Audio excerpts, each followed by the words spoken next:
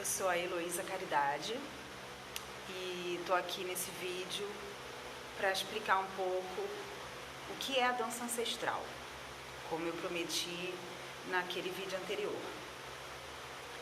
Então eu separei aqui um breve resumo do que eu vou falar para eu não me perder e não ficar um vídeo longo.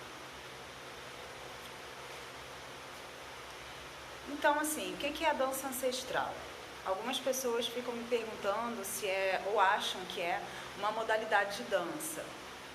E é uma modalidade de dança, mas não é só isso. Então, assim, em relação à modalidade de dança, a dança ancestral me veio através da dança. Mas a dança ancestral é uma metáfora, é uma analogia que eu pude fazer com a vida.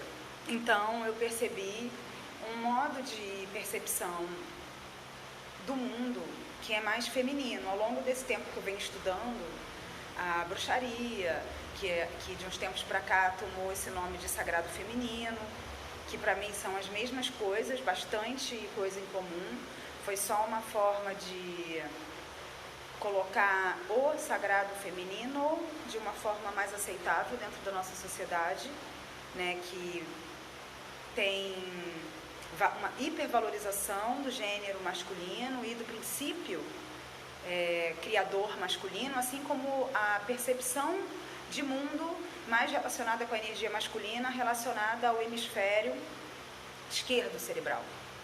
Então, todas essas relações eu vou falar um pouco agora. Então, assim, a gente começou com a metáfora. Como é que é essa analogia que eu tracei? Então, assim, eu comecei a perceber que a vida tem um padrão muito parecido com a dança oriental, exatamente a estrutura de improviso que existe na dança clássica oriental, que eu já expliquei, eu acho que, eu não lembro se eu expliquei no outro vídeo, mas eu vou falar rapidinho sobre isso. Então, a gente tem uma estrutura com começo, meio e fim e ritmos que a gente sabe que vai acontecer. Então, isso é uma rotina. Como eles acontecem na música, é mais surpresa, que é tipo a vida. A gente sabe mais ou menos, né? Tem um esquema aí que acontece, mas exatamente como ele se apresenta pra gente na nossa vida é um mistério. Então, é aí que é o barato da vida, né? A gente, na dança, a gente estuda, a gente treina vários passos que casam com esses ritmos que aparecem, a gente sabe mais ou menos que tem uma sequência que eles acontecem, mas a gente precisa ter uma capacidade de resposta muito rápida na hora que a coisa está acontecendo na vida. E essa capacidade de resposta, ela está muito relacionada com o corpo e com com a nossa presença no corpo. Então, a dança ancestral, ela é tudo isso que vai trabalhar essa percepção de mundo mais por analogias. A gente vai trabalhar essa percepção e também a gente vai trabalhar o corpo, vai desenvolver uma melhor relação com o próprio corpo. Tem uma série de coisas que atrapalham a nossa relação com o nosso corpo, tanto das mulheres quanto com os homens, que é negação do corpo, que são traumas de infância, que são conteúdos reprimidos que a gente tem, que a gente coloca lá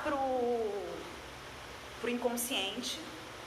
A gente arrasta para o inconsciente uma série de características nossas que a gente, por algum motivo na infância, enfim, a gente acaba reprimindo. Então, conteúdo reprimido, sombra, está relacionado com partes do corpo.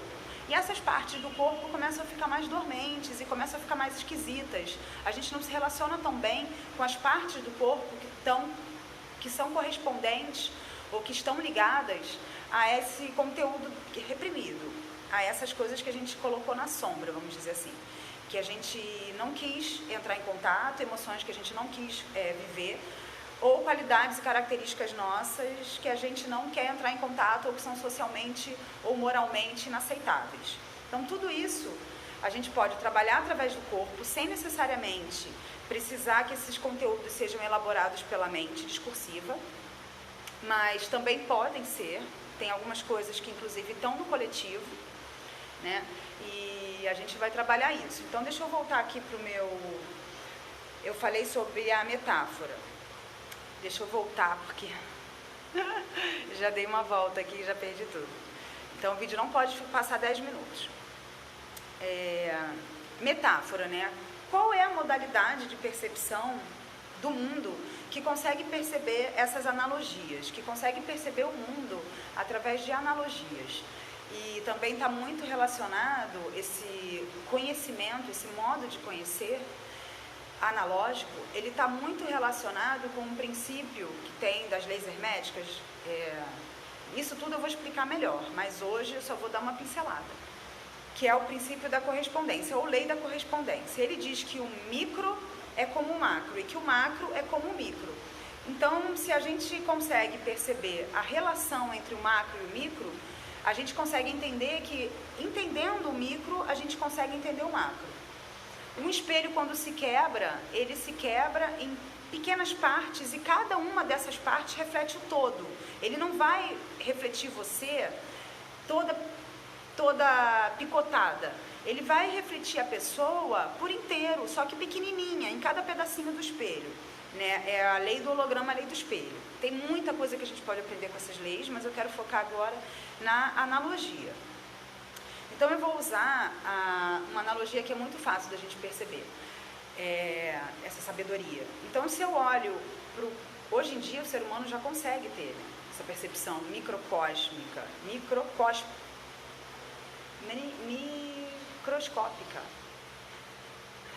microscópica do átomo. Então a gente vê que tem um monte de elétrons e prótons girando lá em volta do núcleo, né?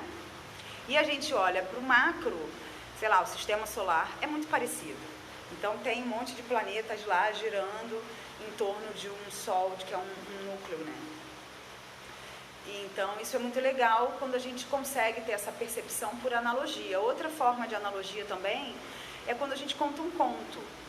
Então a gente percebe que aquilo ali faz parte da natureza humana através do conto. A gente conta uma história que não é minha nem é sua, é de alguém que aconteceu. E conforme a gente vai escutando a história e tomando conhecimento do conto, aquilo vai ficando claro que também eu tenho. E que os seres humanos, que faz parte da natureza humana. Então isso também está relacionado à forma de conhecer, a modalidade de percepção do mundo, relacionado mais ao hemisfério direito cerebral, que eu relaciono com o princípio feminino da criação, da energia criadora de tudo que é. Então aqui eu agora vou falar um pouco sobre desenvolver, né? Então a gente vai desenvolver mais essas qualidades femininas, porque a gente percebe que tem um desequilíbrio nesse momento no mundo, onde está muito valorizado e muito utilizado, muito desenvolvido as percepções de mundo do hemisfério que é mais masculino, a energia masculina, a gente tem um Deus Pai e tudo isso, e em contrapartida falta essa nossa ligação com a deusa, que está ressurgindo bastante agora, a nossa ligação com a deusa sempre esteve lá, mas a nossa ligação com ela está ressurgindo agora de uma maneira muito forte com o movimento do sagrado feminino. Isso é muito bom. Então a gente precisa ressignificar o feminino e a feminilidade. A gente precisa também ressignificar o arquétipo da mãe. Isso precisa muito ser ressignificado, e com ele o retorno da nossa conexão com o princípio feminino da energia criadora, ou a grande deusa. Então a gente vai fazer isso desenvolvendo mais essas qualidades através do corpo, né? Porque a mulher que faz essa parte material, a mulher que traz, que manifesta, é o princípio feminino de manifestação dessas energias. A mãe, o arquétipo da mãe, ela é justamente essa forma que dá forma material. A gente coloca no mundo, né, do universo lá dentro do ventre, do vácuo quântico, para materialização do colapso da fusão de onda, que é justamente quando a gente manifesta isso no mundo material palpável e tangível. Então a gente vai estar falando sobre várias coisas que estão relacionadas com o desenvolver dessa modalidade de percepção que é mais relacionada ao hemisfério feminino, tá bom? Eu vou ficar por aqui e depois eu falo mais, é isso.